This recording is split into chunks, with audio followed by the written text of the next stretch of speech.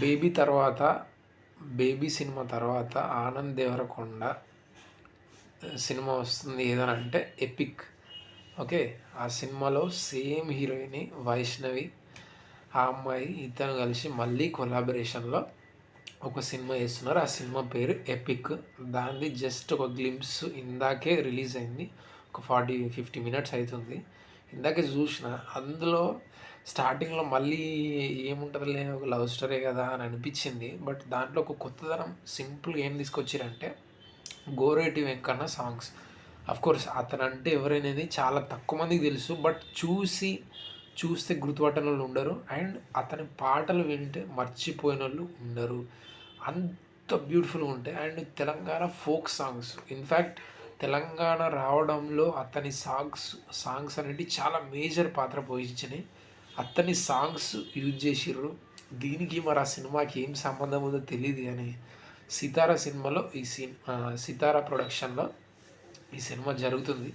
మరి చూద్దాం ఎంతవరకు ఏం చేస్తుందని. బట్ నాకైతే చూసినంతసేపు అయితే బోర్ అయితే కొట్టలేదు. ఇన్ఫ్యాక్ట్ ఆనంద్ దేవరకొండ అమెరికాలో కోర్స్ గ్లిప్స్లో ఉంది. ఆంధ్ర ఏమంటారు, అమెరికాలో గోరైటి వెంకన్న సాంగ్తోనే ఆ గెటప్ వేసుకొని వస్తుంటే నాకైతే భలే మజా అనిపించింది. నిజంగా చెప్తున్నా, సూపర్ అనిపించింది నాకైతే. అండ్ వైష్ణవి కూడా కొంచెం మెచ్యూర్గా కనిపించడం అంటే ఇంతకుముందు మెచ్యూర్ లేదా అని అంటే కాదు.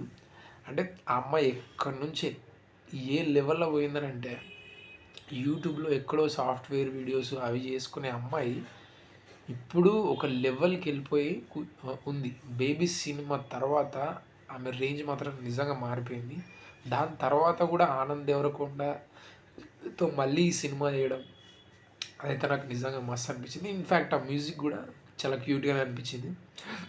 ఎవ్వరి కొడుకమ్మ ఎలమంద ఆ సాంగ్ రాగానే నాకైతే అరే అమ్మ ఇది సాంగ్ని చాలా రోజులు అయింది కదా అన్న ఫీలింగ్ అయితే నాకు కలిగింది.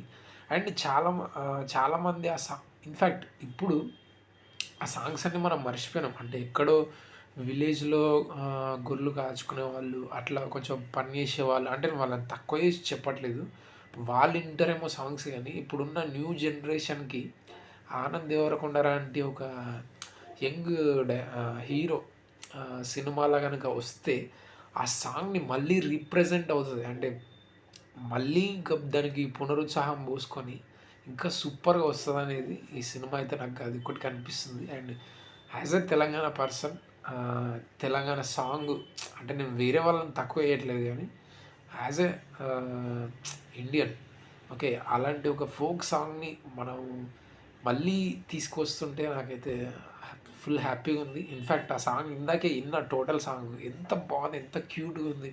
అంటే ఒక ఒక ఎమోషన్ ఉంటుంది ఆ సాంగ్లో. అది తెలంగాణ టైంలో అసలు one of the powerful song అసలు. And thank you for watching. Hope you guys like it. Subscribe చేసుకోకపోతే సబ్స్క్రైబ్ చేసుకోండి. Thank you guys. Bye bye.